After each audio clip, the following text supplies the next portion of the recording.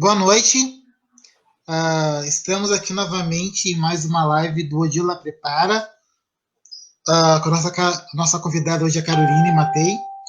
Né?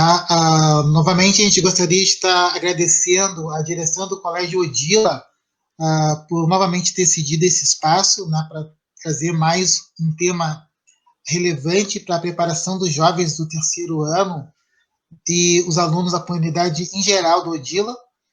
Né? E neste momento eu vou estar passando a palavra para que a Carolina ela possa então fazer uma breve apresentação então do currículo dela. Tá bem, então boa noite para todos, para todas que estão nos assistindo hoje, numa sexta-feira, né, à noite. Então, muito obrigada pela companhia. É um prazer bem grande poder falar, né, assim, para jovens. Eu me sinto honrada pelo convite do Evandro. Então, agradecer também ao Evandro, especialmente, com quem eu fiz contato, né, desde o início, e ao pessoal, toda a equipe do Colégio Odila, dizer que me deixa muito feliz estar aqui hoje. Então, me chamo Caroline Matei, eu sou professora, sou formada em pedagogia, já trabalhei na educação infantil, anos iniciais, na sala de recursos multifuncional, então eu tenho especialização na educação especial também. E eu fui convidada pelo Evandro hoje, acho que pelo meu momento atual, que além de ser professora, eu também tenho um canal no YouTube, tenho um canal no Instagram, né, no Facebook, enfim, e eu trabalho hoje em dia com produção de conteúdo para a internet, para as redes sociais, e também trabalho com cursos online, mais essa parte digital mesmo. A minha trajetória, assim, ela dentro da educação, né, como eu falei, assim, eu já passei por diversas áreas, né, me encontrei muito na educação infantil, que é o que eu mais costumo falar, e é sobre isso que eu produzo conteúdo nas redes sociais. E desde 2018, então, eu comecei a ter essa vontade, esse desejo de poder compartilhar, né, um pouco mais das minhas ideias, dos meus conhecimentos, dos meus estudos, da minha própria experiência enquanto professora, né? E hoje em dia, pensando na questão de redes sociais, né, toda essa possibilidade que a gente encontra pela internet, assim, foi o caminho que eu acabei optando por seguir, né, por, enfim, poder chegar em lugares que talvez presencialmente eu não fosse conseguir, né? Então, acho que essa é uma das grandes e boas possibilidades da internet, assim. Por exemplo, hoje, eu estou falando com o Evandro, que está em Porto Alegre, e eu estou em Florianópolis, né? Então, tem essa possibilidade da gente fazer trocas mesmo estando à distância, né? E aí, eu fico pensando, assim, hoje em dia, tá, mas eu sou uma professora ou sou uma professora youtuber, né? Que nem o Evandro colocou no convite, assim. E eu acho que é difícil dizer que eu me sinto uma youtuber, né? Porque eu ainda tenho minhas dificuldades para gravar vídeos. Eu acho que não sei se algum dia eu vou ficar 100% à vontade, porque pode parecer fácil falar com uma câmera, mas nem sempre é, né? Então eu não sei se eu me considero já uma youtuber, mas enfim, tento fazer o meu melhor ali para poder passar os conteúdos que eu desejo adiante, né? Enfim, assim, eu já considero que eu tenho um bom número, né, de pessoas que me acompanham já desde o início. Então, isso me deixa muito feliz porque existe também uma interação, né? Existe uma possibilidade de troca e isso é muito bacana, assim. A gente consegue, enfim, pela internet ter um alcance bem alto, bem grande, né? E o Evandro perguntou, assim, nas nossas conversas anteriores, a questão do influenciador digital, né? O que seria um influenciador digital?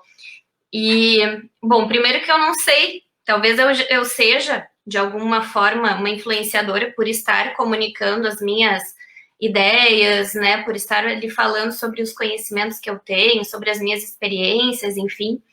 Mas o influenciador digital, né, talvez ele tenha uma força que eu ainda considero que eu não tenho tão grande, mas seria essa possibilidade de influenciar, né, outras pessoas pelo mundo digital, né? Então, que tem envolvimento, engajamento com pessoas através das redes sociais, do meio digital mesmo, né? Então, enfim, não sei se eu sou uma influenciadora, mas talvez eu esteja caminhando para isso, né?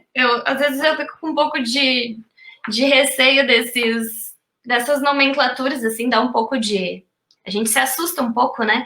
Mas, enfim, é um caminho que eu escolhi, então eu também tenho que estar preparada para formar opiniões, né? Enfim. Enfim, assim, eu acho que essa vivência na minha trajetória enquanto produtora de conteúdos, né, para as redes sociais, enfim, acabou até ajudando, talvez, eu conseguir me adaptar um pouco melhor para esse momento que a gente vive, no momento, né, da pandemia, assim, porque eu já produzia conteúdos, então eu continuei nessa produção de conteúdos. Eu não tenho uma sala com crianças esse ano, né, não estou vinculada a nenhuma escola, mas eu consigo, muitas vezes, ajudar na produção de conteúdos para crianças, né, auxiliando professores, dando ideias, dando sugestões, até de ferramentas, né, de o que pode usar, o que seria legal, enfim, fazer testes, né, com as crianças, de o que pode realmente funcionar para que a gente consiga, de alguma maneira, continuar levando, né, um pouquinho da escola para casa das crianças.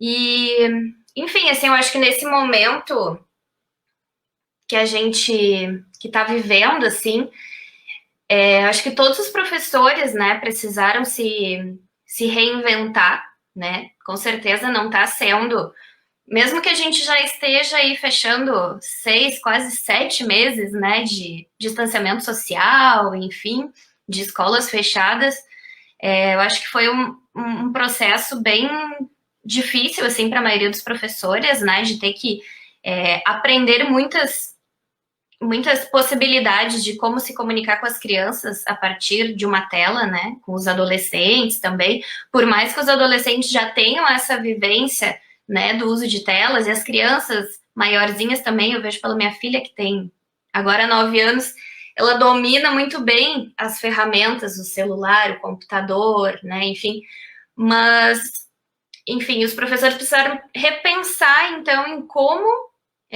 conseguir chegar, né, e se conectar para poder passar os conteúdos necessários, para poder fazer essa interação acontecer, para poder receber algum feedback né, dos alunos, das crianças, enfim. Então, acho que foi um processo bem difícil aí, bastante desafiador, né? E eu vejo, assim, que uma coisa na minha área, que seria a educação infantil, né, a gente também teve mais um desafio, além de aprender ferramentas, além de pensar em como levar um pouco da escola para casa das crianças, a gente teve o desafio de pensar em propostas que envolvessem a tela, mas que ao mesmo tempo fossem mais interativas, né? Porque se a gente for parar para pensar, assim, temos orientações, né, de pediatras, da Organização Mundial da Saúde, com relação ao tempo de tela que as crianças devem ficar expostas ou não, né? E quanto menor a criança, menos tela possível, né? Então, acho que foi mais esse desafio, assim, também que a educação infantil, que é mais o meu campo de atuação, né, enfrentou. E aí eu fiquei pensando na questão do professor youtuber, né? E nossa, eu acho que a gente precisou realmente pegar algumas técnicas, né? Algumas possibilidades do que os youtubers fazem, né? Assim, modelar um pouco, digamos, o que eles fazem para poder dar conta de se conectar mesmo com as crianças, com os adolescentes, né? Com os alunos num geral, assim. Então, eu acabei me aproximando muito de profs que enfim, gravam vídeos cantando, colocando algum figurino especial para gravar o vídeo. Enfim, eu acho que acabaram utilizando um pouco desses recursos, eu diria até um pouco mais artísticos, teatrais, assim, para conseguir, né, gravar os vídeos para as crianças e tal. Então, enfim, eu acho que todo mundo virou um pouquinho youtuber. Eu acho que todos os professores vão poder colocar essa profissão no currículo daqui para frente também, né? Virou meio que um complemento, assim, da nossa experiência, né?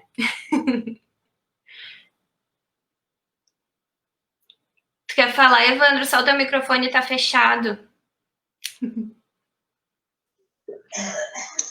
Tu citaste aí já dois elementos, né, da profissão como professora na educação infantil e essa nova profissão de youtuber.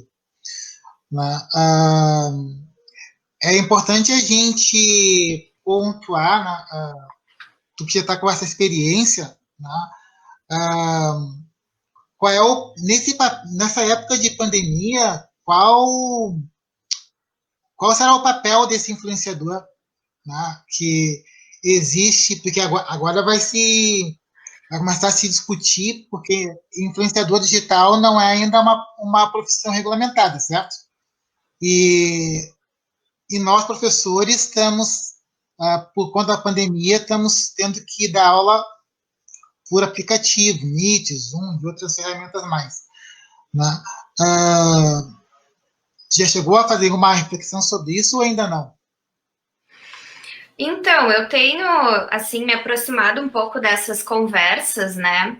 Eu acredito, assim, que nada vai substituir, né, as nossas aulas presenciais, estar com as crianças, com os adolescentes. Eu acho que isso assim, é uma opinião muito minha, mas eu não consigo imaginar que a gente vá ficar sempre, assim, fazendo aulas virtuais, né? Eu acho que não é algo que vai funcionar, assim, se fosse só dessa forma, eu acho que não funcionaria tão bem, né? Acho que a gente precisa das relações presenciais, do contato, né? Mas eu acho que ter essas experiências, elas vão ser muito importantes e vão fazer, assim, eu vou falar muito algo que eu tenho acreditado, sabe? Eu acho que o professor, ele vai levar esses aprendizados para o pós-pandemia, né? Para o depois, assim, do que a gente está vivendo agora. E isso vai fazer com que a gente consiga se diferenciar, né, de alguma forma, assim, do que a gente vinha fazendo de educação antes, né? Acho que a gente vai estar mais munidos de como usar a tecnologia a nosso favor. E isso eu acho que é super importante, assim, porque a gente vive num mundo, numa cultura digital, né? Então, a gente vai levar esse conhecimento e ele com certeza vai enriquecer as nossas aulas. Então, talvez essa questão da gente ter essa vivência, né, nesse mundo mais digital, de usar tantas ferramentas como realmente o Google disponibiliza, né, várias ferramentas para a gente poder usar. Acho que se a gente souber levar isso para nos auxiliar, para ser realmente algo que possa nos apoiar, né, como um apoio mesmo, acho que vai ser bem bacana e com certeza vai ser um diferencial, né, do professor daqui para frente, assim. Tu como educadora de iniciais, que ferramentas as famílias poderiam utilizar, né, para tentar diminuir, né, essa falta do contato, que como tu já colocaste, né, a relação professor-aluno nunca vai deixar de ser importante. Mas para a família que tem uma criança em processo de alfabetização, que acho que é um tema que tu tem trabalhado bastante nas tuas lives, né? Na rede pública é um pouco diferente da privada, né? Por outras questões estruturais. Mas, assim, o que tu poderia dizer nesse momento de pandemia, que ferramentas que não precisariam ser digitais, mas que ferramentas as famílias poderiam construir, dentro de casa para ajudar nesse processo, né, de alfabetizar uma criança entre 7 e 8 anos? Então, teriam várias possibilidades, assim, né, para a gente poder levar para as famílias, né? O que eu tenho tentado bastante fazer é orientar muito as professoras, assim, a criarem orientações para as famílias, né? Então, por exemplo, bom, a criança está em idade de alfabetização, os professores poderem orientar essas famílias a partir de realmente objetos, atividades de casa, né? As tarefas domésticas, enfim, coisas que estão ao alcance das crianças e que elas podem trabalhar diferentes temáticas. Então, por exemplo, assim, no momento em que a gente propõe, por exemplo, uma receita, sei lá, para as crianças fazerem junto com as suas famílias um bolo, né? Então, olha quantas possibilidades ela vai ter de aprendizado ali. Ela vai poder, a família pode ir questionando, enfim, ir estimulando para que ela leia o nome dos ingredientes, para que ela faça a medição dos ingredientes, para que ela acompanhe o processo de mistura dos ingredientes e no que isso, né, o que isso vai gerar. Então, acho que seria muito nesse sentido, assim, de orientar as famílias que eu vou falar muito mais assim pensando na educação infantil, né? A gente tem uma questão de que essas questões diárias, né, alimentação, o sono, até o ir ao banheiro, por exemplo, é um momento que a criança está aprendendo alguma coisa, né? E aí eu mesmo acho que vale para a alfabetização. A gente tem palavras escritas, números, a gente tem isso no nosso mundo, no nosso dia a dia, na nossa casa, né? Então, a gente poder ir estimulando as crianças fazendo perguntas, questionamentos, brincando, trabalhar com a questão, assim, na alfabetização, muito a questão a partir do nome da criança, do nome dos familiares que moram com ela, né? Então, da gente pensar em possibilidades que estejam próximas àquela criança, que façam sentido para ela, né? Que sejam contextualizadas. Então, acho que esse seria o principal, assim. Muitas vezes a gente tem a concepção de que a alfabetização é dizer que B com A vai dar Bá. E isso muitas vezes não ajuda a criança, né? O que ajuda ela é fazer os sons das letras, a gente brincar com rimas, ela entender que bala e bola começam com o mesmo som, que é o B, né? E aí, aos poucos, a gente vai trabalhar a questão mais, mais formal da leitura e da escrita, né? Então, assim, é aproximar, é brincar, né? Eu acho que uma coisa, assim, para as crianças, enfim, eu acho que para todo mundo, né? Quanto mais a gente puder usar o lúdico, a brincadeira, e falar muito com as famílias, isso é uma coisa que eu falo muito para as profs, né, da educação infantil. Quanto mais a gente puder orientar as famílias da importância do brincar, né, na infância, é melhor, né, porque é a forma como as crianças mais vão aprender. E aí, por exemplo, se a gente for usar as telas, então, que a gente procure por um aplicativo onde elas possam brincar, né, de montar palavras, montar um quebra-cabeça, algo que a criança vai interagir com a tela em si, né, porque se a criança fica só na questão de consumir informação, mesmo que seja um vídeo, enfim, com uma contação de histórias ou ouvir uma música, né, ela vai estar fazendo relações, imaginando coisas, mas é diferente dela estar interagindo com outra pessoa, ou interagindo pensando para resolver um objetivo de um quebra-cabeça, por exemplo, né? Então, a gente pensar também em possibilidades que usem a tela, mas que façam a criança interagir com aquilo, né, que ela tá fazendo, enfim, que está sendo proposto para ela, né?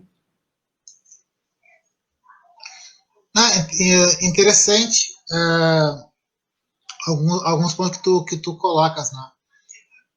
Uma das coisas que a gente trouxe, a gente trouxe uma colega daqui de Porto Alegre que uma vez ela trouxe o uso de fantoche, né? Daí ela trouxe caixa de leite, essas coisas, ela fez um cachorrinho com caixa de leite, foi muito legal. Né? E é essa questão que a gente quer fazer reflexão, né, hoje, essa questão do youtuber e do professor youtuber, né, porque normalmente a professora ali, por exemplo, que não pôde estar aqui conosco, por exemplo, ela cria personagens, né, para ensinar dobradura, para ensinar contar histórias, né, para ensinar matemática, né, esse tipo de coisa. Eu queria que tu trouxesse para nós, no caso de trabalhando com crianças pequenas, ou até mesmo trabalhando com um adolescente, até que ponto a gente trabalhar com essa dramatização, né, quando a gente trabalha com vídeo é importante. Olha, eu vou te dizer que não só no vídeo, né? Acho que no dia a dia da escola, assim, a gente, o professor precisa ser um tanto teatral e criar personagens, né? Eu acho que isso chama muito a atenção dos alunos, né? Dos adolescentes, das crianças bem pequenas, enfim, eu acho que isso é fundamental, assim, porque chama bastante atenção, né? É algo diferente. Imagina a gente trazer um personagem, as crianças vão ficar na expectativa, né, do que esse personagem vai fazer, quem é esse personagem, né? As crianças bem pequenas, elas não enxergam mais a professora ali, elas enxergam o personagem, né? Então é muito, muito interessante, assim, eu acho que é bem fundamental, né? E isso que tu falou, por exemplo, da Lia que cria vídeos onde ela ensina a dobradura, são essas interações que eu considero legais e importantes, assim, que aconteçam no vídeo, né? Por exemplo, de o professor ensinar algo e aí o aluno, a criança, o adolescente, enfim, vai poder realizar aquela tarefa e daqui a pouco até mandar um vídeo mostrando o que fez para o professor ou uma foto, né? Porque eles gostam também de poder mostrar o que eles produziram a partir do que eles viveram com o professor, com a professora, né? Então, acho que é bem interessante, assim, até a questão do fantoche que tu falou. Eu participei de um grupo em que a gente falava sobre a questão da conexão com as crianças a partir da tela. E um dos recursos bastante utilizado é a questão do fantoche. Primeiro porque vai trabalhar toda a questão da imaginação das crianças, né? Elas vão ficar curiosas para saber sobre aquele personagem, sobre aquele fantoche. A gente, enquanto professor, a gente acaba mudando a voz, né, para fazer aquele personagem ser ainda mais real, né? E também tem uma questão de que tu vai chamar o foco, vai chamar a atenção para que todas as crianças olhem para aquele fantoche que tu está mostrando. Então, dessa forma, tu vai conseguir maior conexão entre os alunos, né? Então, até isso pensando numa aula que seja online e ao vivo com as crianças, ou mesmo quando tu faz um vídeo e envia, né, para que eles assistam, enfim, é bem, bem interessante. E outra questão, assim, que a gente pode pensar em educação infantil, anos iniciais, até para os adolescentes, né, é a questão da gente incluir nos vídeos, podendo brincar com personagens, né, fazer algo bem teatral e também incluir a questão do movimento corporal, né, eu acho que é algo, assim, que vem me chamando muita atenção de como a gente muda o nosso... A gente consegue provocar uma conexão maior entre nós e as crianças quando a gente propõe que um movimento, né? Acho que tanto na escola, quanto mais a gente puder propor que seja um alongamento, que seja todo mundo fazer o mesmo movimento com a cabeça, levanta, senta, não sei, a gente propor a questão do movimento corporal, né, nas aulas, nos vídeos. Acho que isso é muito interessante, assim, porque faz com que as crianças se conectem mais e também melhora a questão do aprendizado, de fato, né? Isso, até, além disso, tem uma questão muito importante. O movimento, ele nos ajuda também a melhorar o nosso humor. Então, tem estudos já da neurociência, né, que comprovam isso, assim, se a gente... Por exemplo, eu tenho visto muitos casos de adolescentes, por exemplo, que não querem ligar a câmera, né, que estão interagindo pouco nas aulas, que não estão, muitas vezes, sei lá, satisfeitos, talvez, né, com essa nova modalidade de ensino, porque o adolescente, ele precisa, como está muito numa fase de transição, né, ele precisa muito do contato social, né, ele vive muito em grupos, assim, a grande maioria. Então, de tu colocar, né, a questão de movimento, às vezes tu anima, né, tu consegue fazer com que eles saiam mais animados da aula. Então, daqui a pouco tá dando uma aula de história, para tudo, levanta todo mundo, vamos, né, vamos fazer um alongamento, vamos fazer um polichinelo, vamos brincar de alguma coisa enfim, né, eu acho que levar um pouco da questão teatral, levar um pouco do movimento, propor formas de conexão, assim, são fundamentais, né? E algo também que eu tenho visto, só para eu fechar, assim, um pouco desse assunto, né? Acho que a questão da internet, quando a gente, por exemplo, não tem aulas ao vivo com as crianças, com os alunos, né? Mas que a gente consiga propor uma atividade que cada um vai fazer uma parte e depois a gente conseguir juntar tudo. Por exemplo, cada adolescente, cada criança vai criar uma parte de uma história e no final o professor junta tudo e produz, por exemplo, um vídeo, uma exposição fotográfica online, algo que possa ser compartilhado com todos, né? Eu acho que essa questão de se sentir pertencente à escola, mesmo a escola de forma remota, eu acho que ela é muito importante, assim, nesse contexto que a gente está vivendo virtual e de pandemia, assim, né? Eu ia pegar um gancho que tu falaste agora. Eu vi uma matéria, acho que foi ontem, no caso tu falou em atividade física e eu me lembrei dessa matéria. Professores de escolinha de futebol que eles estão pensando em estratégias de como fazer a criança continuar treinando em casa. E aí mostrou como é que faz bolinha de meia, aí ele ensinou em vez de dar aquelas tampinhas que eles usam colorida que tem para fazer os espaços, para fazer o quadrado, né, para poder fazer as atividades, pediu para botar a garrafa PET para fazer que nem os cones, né, de carro, né, para ir fazendo o mesmo movimento que ele faria na escolinha, ele poder fazer em casa. Até que ponto tu acha válido esse tipo de experiência, né, ou sugestões que tu poderia contribuir mais ou menos nessa linha?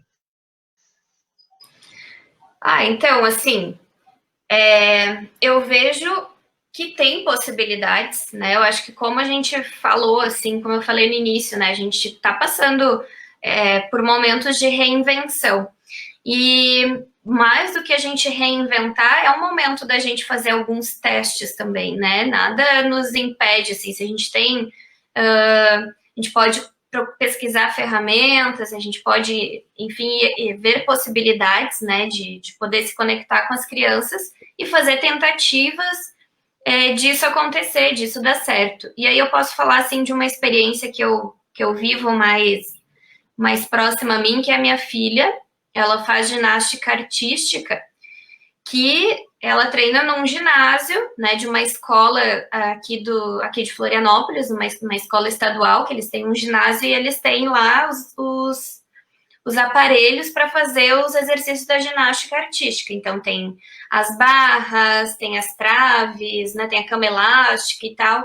E aí, quando começou a pandemia, que as escolas fecharam, eles fecharam também, e eles optaram por manter os treinos, e ela faz, desde março até hoje, treinos online, e os professores, né, claro, ela fica com a câmera ligada, os professores orientam os movimentos, não tem todos os aparelhos que ela teria no ginásio, mas o que é possível fazer com o próprio corpo, ou, por exemplo, improvisando, ela precisa de peso, às vezes, né, os pezinhos, ela vai lá e pega 1 quilo de arroz que tem no armário para levantar o peso.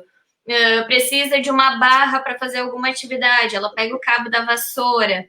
Então, precisa de algo para fazer como se fosse uma escadinha, ela usa alguns livros. Então, eles foram conseguindo pensar em estratégias e possibilidades com materiais que os alunos têm em casa, né? E aí foi muito interessante essa experiência, tem sido, né? Porque não parou. No final de semana, eles conseguiram fazer um torneio de ginástica online.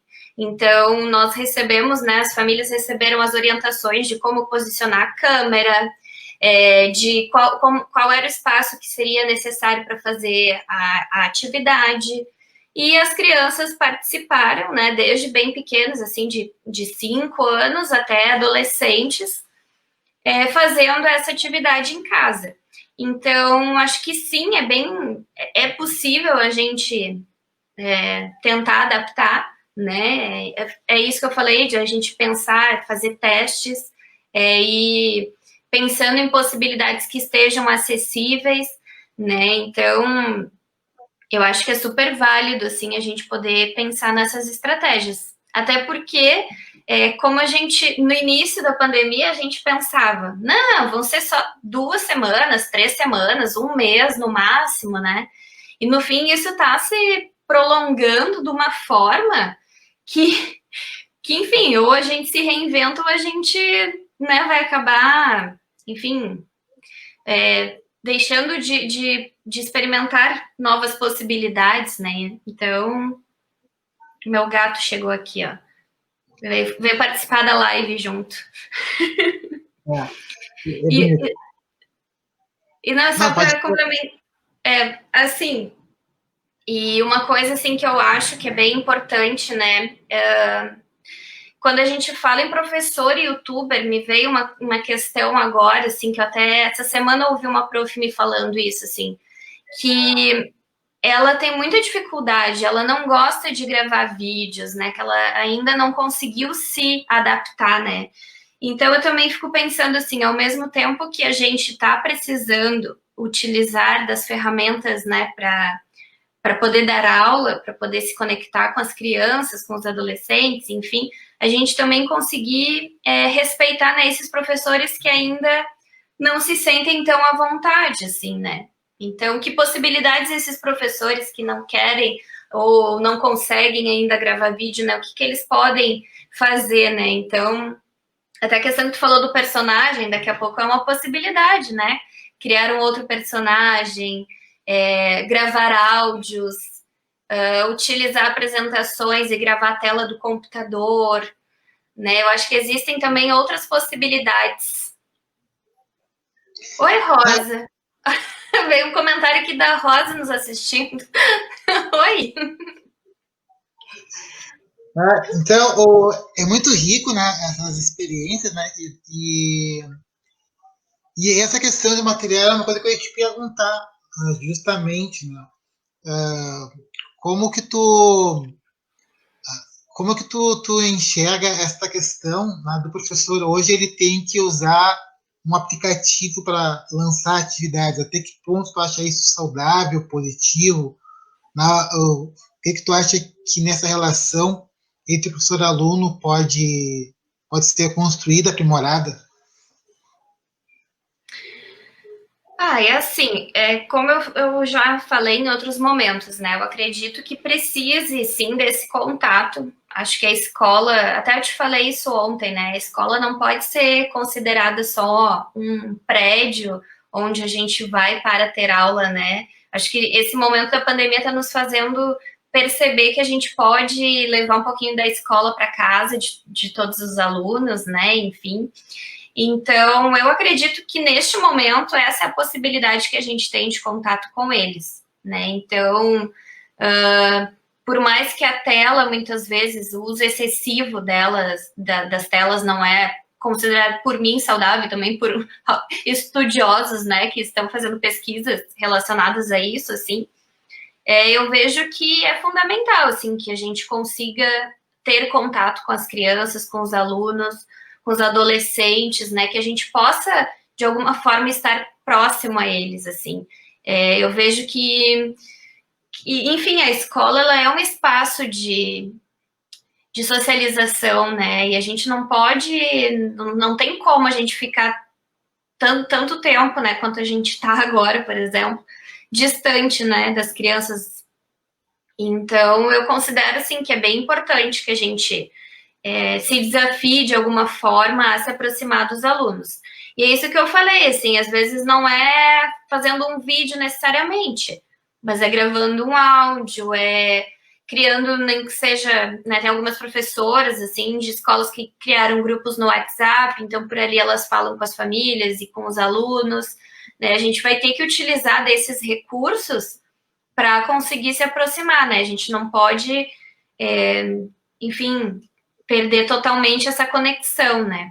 Agora até tem algumas crianças, algumas escolas, eu vi hoje, assim, no Rio de Janeiro, que já estão voltando, então eu acho que é importante a gente manter esse contato, até para que essa volta, ela seja tranquila, não acho que vai ser, né? Porque a gente vai estar cheio de protocolos de segurança, cheio de novas regras que a gente vai precisar, enfim, colocar no nosso dia a dia. Mas se a gente não continuar próximo aos alunos, eu acredito que essa volta pode ser mais difícil ainda, né? Então, utilizar os recursos que são acessíveis, que a gente se sente confortável também em utilizar para conseguir manter, consiga continuar se sentindo pertencentes ao mesmo grupo, né? Professores, alunos, adolescentes, enfim, qual idade for, né? A gente precisa desse recurso agora, eu acho que é a nossa possibilidade. Tem até uma psicóloga que eu adoro, que ela fala muito assim, que a gente não pode viver a pandemia como se fosse uma sala de espera, né? Ah, quando isso passar, eu faço tal coisa. Não, é a nossa vida, a gente está vivendo esse tempo, né? O tempo é a coisa mais democrática que existe no mundo, né? É o mesmo tempo para todo mundo, todos os dias. Então, a gente precisa criar alternativas para poder viver esse momento da melhor maneira, assim, né? Por mais que seja dolorido, que muitas pessoas tenham tido perdas, a gente sabe, né, que existem situações bem complicadas. De qualquer forma, a escola, ela continua sendo, para mim, assim, um espaço de segurança, sabe? De cuidado, de trocas, de socialização, enfim, acho que nós, professores, a gente tem um papel muito lindo, assim. Eu sou muito apaixonada pela educação, né? É difícil eu ficar falando assim, sem até me emocionar. Então, acho que a gente está fazendo a diferença na vida de muitas crianças, muitos adolescentes, enfim. Muitas famílias também, né? Essa pergunta eu te fiz justamente porque sim, porque esse debate que a gente está fazendo hoje, ele também, eu vi há um mês atrás uma entrevista com Pedro Bial, que ele trouxe dois professores universitários que trabalham com formação EAD, e uma discussão que está se colocando, né, que por isso que eu fiz a provocação do professor youtuber, né, porque nos Estados Unidos, nas universidades, é normal um professor atender 300, 400 alunos. Né? Tu acredita que no Brasil isso seria possível? A gente teria uma educação com qualidade, ou tu acha que isso é inviável? Olha, não só no Brasil, né? Eu acho que no mundo todo isso para mim é inviável, assim. Mas assim, falando de EAD para adultos, né, faculdade, assim, eu não tenho muita vivência, né, assim, nem como professora. Tive agora como aluna, que eu fiz uma pós EAD, e confesso, assim, que eu fiquei bem confusa nos processos de como organizar o meu próprio estudo, assim, porque eu não tive muito acompanhamento, né, assim, mas enfim, foi uma experiência minha, não sei, foi a primeira que eu tive, talvez eu possa ter outras melhores, né, Mas, realmente, assim, eu acho que seria totalmente inviável um professor com 300 alunos. Às vezes a gente com 20 já não consegue ter atenção, né, plena em todos eles, em tudo que está acontecendo, enfim, assim, eu acho bem delicado, né? O que eu tenho ouvido, assim, falar um pouco agora é mais a questão para os menores, educação infantil, anos iniciais, não sei se ensino médio também tem se pensado nisso, mas é a questão do ensino híbrido, né, que seria... eu até nem sei, assim, eu não consegui me aprofundar nesse conceito, né? Mas tem falado sobre essa questão do presencial e online ser mais ou menos caminhando juntos, assim, né? A gente ter momentos que o professor vai fazer aulas online com as crianças e outros presencialmente, né? Que é o que eu vejo, assim, que está acontecendo uma conversa no momento aqui no Brasil, assim. Mas eu acho que é delicado, né? A gente volta assim para a questão que eu falei lá no início. Eu acho que a escola, a educação, ela é muito o contato pessoal, né? A gente poder olhar no olho das crianças. Acho que nada disso vai ser substituído por um professor à distância, né? Que às vezes talvez nem consiga dar conta, né, de atender todas as demandas de todos os alunos. É bem delicado, assim, né, falar nisso. Eu trouxe essa provocação, né, justamente porque esse debate ele está se debatendo justamente que níveis o ensino remoto ele pode ser aplicado, né, justamente porque agora na pandemia todos estão nessa posição, né, de usar o ensino remoto e está assim, tentando se implementar o híbrido. Né? Uhum. E essa questão do híbrido eu acho importante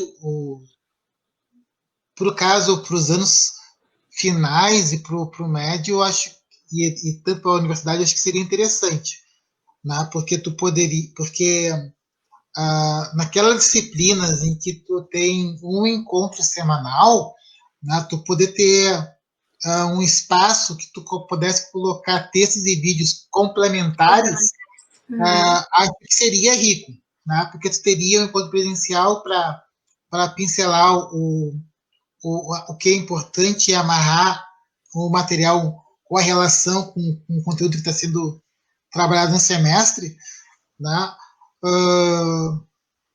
E o aluno ele tem a opção de conviver com o professor, né? Ele, pelo menos, ele vai ver uma vez por semana, né? Ele tem, porque uma questão na educação que eu acho que não se colocou em discussão ainda nesse processo, né? É que o processo de aprendizado, tanto na primeira infância quanto nos anos iniciais, né? A questão da afetividade ela é um fator também preponderante, né? Porque a criança ela aprende, né, com quem ela se sente segura. Se ela não confia na pessoa, por mais que a pessoa esteja ensinando o correto, o certo, ela não vai absorver porque ela fica pensando, tá, quem é esse ser que está se comunicando comigo, né? Eu nunca vi, né?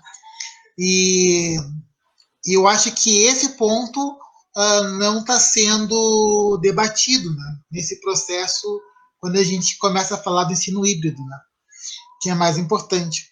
E por isso que eu falei da provocação do professor youtuber, porque hoje em dia, quando a gente quer aprender alguma coisa nova, a gente consegue ir no YouTube e encontrar muita gente falando do mesmo assunto de maneira diferente. Engraçada, cômica, científica, né? Com senso comum, com senso acadêmico. Aí tu tem que filtrar, né? E ver o que te serve ou não. Né? E essa pessoa não teve uma boa formação, ela não vai usar esse filtro. Né? O que é bom ou não para mim está absorvendo. E se a pessoa não confia, ela não vai ver, ela vai olhar ali 5 minutos, 10 minutos e ela vai sair. Mas se ela confia, se ela conhece, e aí eu acho que um exemplo que a gente pode citar aqui, né, que é um professor daqui da PUC, que é o Leandro Carnal, por exemplo, acho que muita gente para assistir ele falar 1 hora, 2 horas, 3 horas, a pessoa para ouvir ele. Né? Mas se fosse eu falando para um mesmo público, né, as pessoas, não, por não me conhecer, por não saber quem eu sou, não parariam tanto tempo. Né? Mas essa provocação.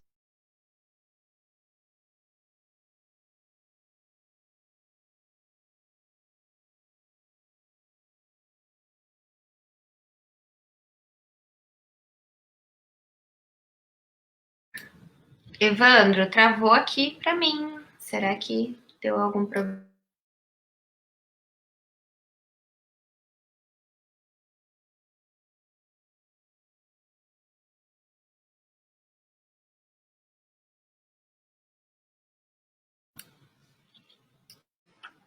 Tive que trocar de casa. Acontece, né? Voltamos. Voltou a luz agora há pouco tempo lá. E aí, como tu saiu, aí o link fechou, né? Automático. Então, daí eu entrei aqui para te poder fazer a finaleira, né? Tá A bem. gente estava terminando ali a ideia de ver essa questão da. Desculpa. Tu estava terminando de fazer aquela ideia sobre a questão do material, né? Que você estava falando, né? Sobre o uso do material que a gente, do professor tradicional para esse professor digital, né? Isso, e aí tu comentou, né, sobre a questão de que temos que pensar no afeto também, né, nas relações, e o quanto isso tem relação com a aprendizagem, né? E uma coisa assim que eu venho pensando eu acho que é possível a gente criar relações de afeto, mesmo que seja pelas telas, né? Não vai substituir a nossa relação pessoalmente, né, com as crianças, enfim. E a gente precisa, né, eu acho que é um momento bem propício, assim, para a gente pensar o quanto a educação pode levar bons aprendizados desse momento de educação remota, né, pro dia a dia, pro pós-pandemia, enfim, pro que nos espera no depois, assim. Então, até a questão do afeto, assim, é possível a gente demonstrar o quanto a gente se importa com as crianças, o quanto a gente gosta delas, mesmo que seja através de uma tela, né?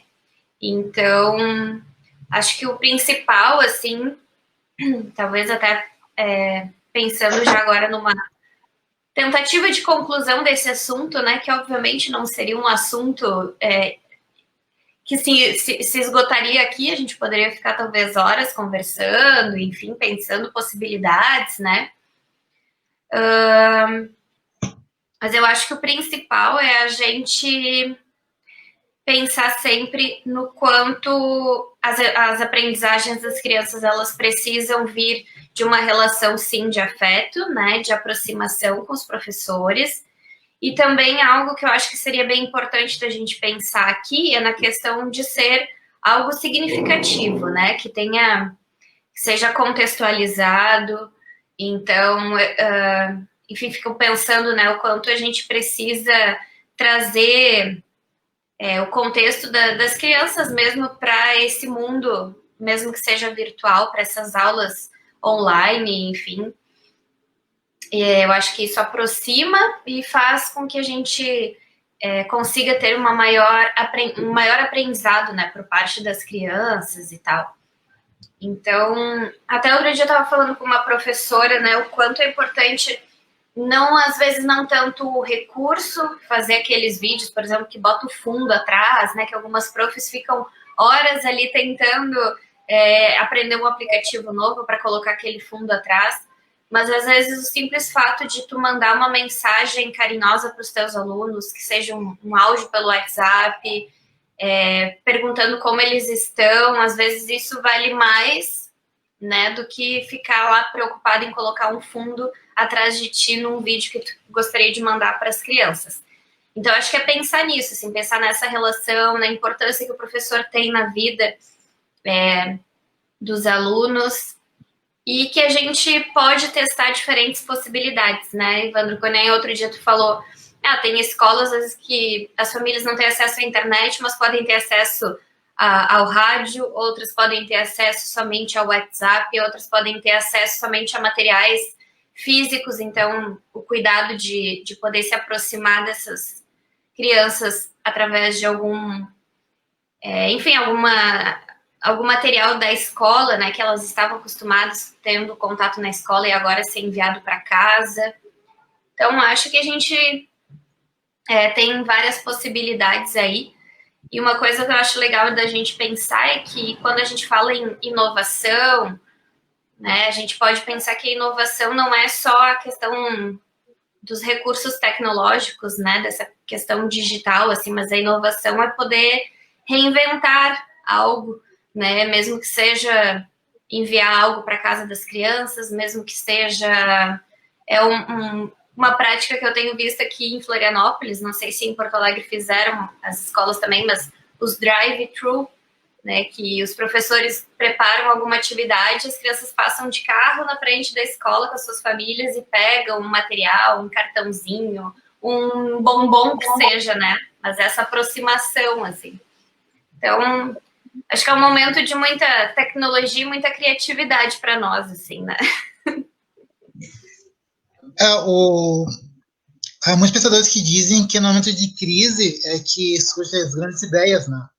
E essa maneira de estar se comunicando com as famílias através dessa plataforma é um exemplo, né? Da gente dar umas pinceladas, porque alguns temas a gente não consegue 1h30, né, a esclarecer, mas dar umas pinceladas, né? Depois, futuramente, a gente pode pensar, né, aprofundar outros temas que a gente aqui só deu uma pincelada, mas que são importantes, né?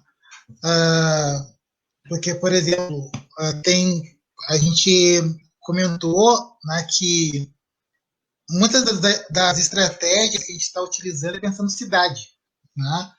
E a gente conversando offline, a gente falou que nas comunidades rurais, algumas das propostas que a gente trabalha aqui não serviriam, né? Eu acho que até é um outro debate essa questão da escola rural, porque ela tem uma questão de estrutura um pouco diferente. Não? Sim. Quando a gente fala em internet, né, as prestadoras de serviço elas não investem nessas regiões mais rurais, né? Então a gente viu exemplos, acho que foi no Paraná, eu acredito, né, que teve um menino que ele teve tanta vontade em aprender que a operadora foi lá e instalou, né, no chip do pai dele um amplificador de sinal, porque ele tinha que ir no meio do pasto para poder ter acesso à internet. Sim. Porque a empresa que presta serviço não pensou, não imaginou que esse seria essencial num momento como esse, né? Por isso que eu acredito que a questão da escola do campo, ele é um tema para ser abordado só ele mesmo, né? Porque com certeza. O grau de interesse de uma criança do campo é diferente do interesse de uma criança da cidade, né? Porque com toda a dificuldade que uma criança de cidade tem, né, comparada com uma criança do campo, ela tem muitas coisas acessíveis, né? O posto de saúde ela vai a pé, ela tem mercado ali o botequinho a 1 quadra de casa. Quem mora no campo, tudo é quilômetros, né? A escola é quilômetros, o primeiro mercado é quilômetros, não tem asfalto, não tem pavimentação, não tem não tem sinal de internet, né? A própria luz, acredito que seja precária também, não chega. Eu sei de casos de pessoas que tiveram que fazer toda uma instalação interna, porque a, a empresa de energia elétrica, que eu não lembro agora qual que, qual que era, ela colocava só na estrada e aí da estrada até a casa a pessoa teve que comprar mais de 100 metros de fio e fazer porque a, a operadora ela colocava a luz até a faixa, mas para dentro era tudo com o dono do sítio, né? E, e foi difícil achar alguém que se dispusesse a puxar tanto fio assim, né? Mais de 100 metros de Sim. fio, né? Então, a escola rural eu acho que é um tema que dá para a gente conversar só sobre escola rural, né? Mas foi um prazer, né? E aí eu vou deixar que tu finalize, né? Que essa aí que é a parte 2, né? Primeiro que a gente faz live dividir em duas partes. É verdade. Mas aqui a internet e a questão da rede elétrica não é uma questão, não passa pelas nossas mãos, né?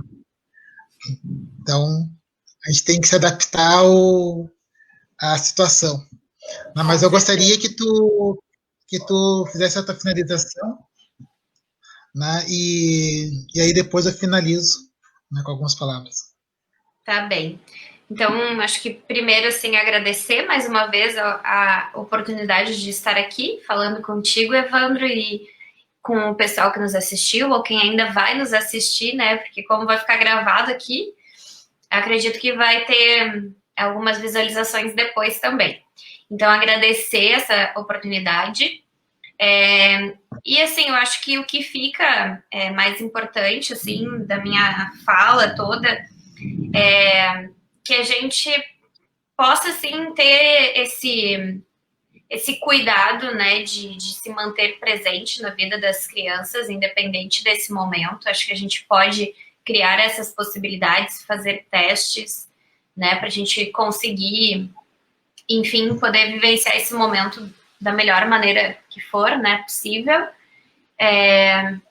A gente também poder entender que realmente a internet, assim, a gente precisa, em alguns momentos, ter um cuidado, talvez, porque a gente acaba tendo uma responsabilidade grande em sala com as crianças, mas na internet talvez essa responsabilidade aumente um pouquinho por a gente estar mais expostos, né? Enfim, pode chegar em vários lugares, né? Então também ter esse cuidado, assim, enfim, com a nossa produção de conteúdos, né? Que a gente possa fazer de uma forma responsável mesmo, assim, né? Com cuidado que a gente vai entregar para as crianças.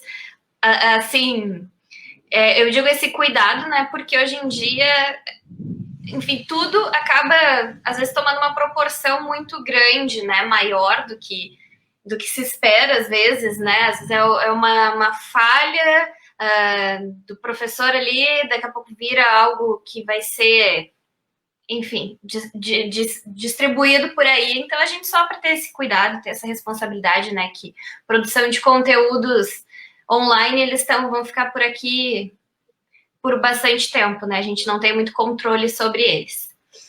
E talvez, assim, só para fechar, né? Eu acho que fica essa consideração só da gente pensar a escola para além dos prédios, né? Da gente pensar que a gente está levando um pouquinho da escola para dentro da casa dos alunos e o quanto é importante que a gente faça isso, né? Porque acho que nós somos muito importantes na vida de todas as pessoas.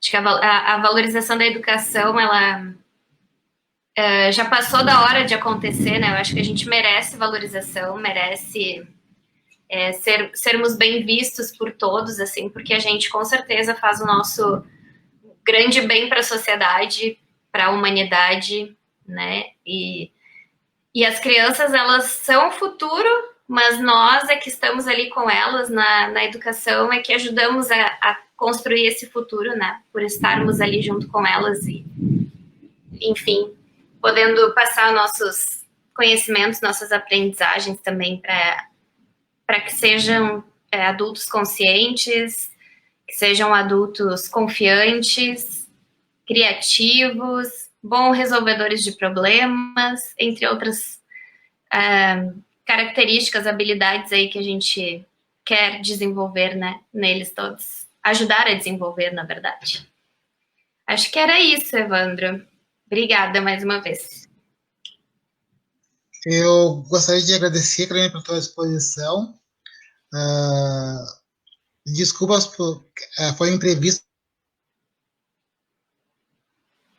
Agradecer aqui também a pessoa da professora Ali, que ela não pôde estar conosco, porque ela está com... o animalzinho de estima não está bem, né, com uma cirurgia, então ela estava no veterinário, então por isso que ela não participou conosco hoje. De novo, agradecer a direção da escola por ter nos proporcionado esse espaço, que proporcionou que a gente possa trazer temas transversais, né, para os jovens da comunidade do Odila e as famílias, né, que nos acompanham. Avisar que depois eu vou estar fazendo a edição para estar postando esse vídeo no meu canal no YouTube, então eu vou estar depois fazendo a edição. Lembrar vocês que a Carolina ela tem o perfil no Instagram, pode seguir ela lá, ela produz muitos conteúdos interessantes para os anos iniciais, né, e educação infantil, um bom trabalho. Agradecer às pessoas que acompanharam, né, e dizer que também sigam a escola, né, pode seguir meu canal no YouTube, é Evandro Guimarães, né, e pode seguir também a minha página também no Face, que é Evandro DJ Professor, né, onde eu coloco alguns conteúdos também de apoio, né, para os estudantes do médio. E dá uma boa noite a todos. Boa noite também. Obrigada, Evandro.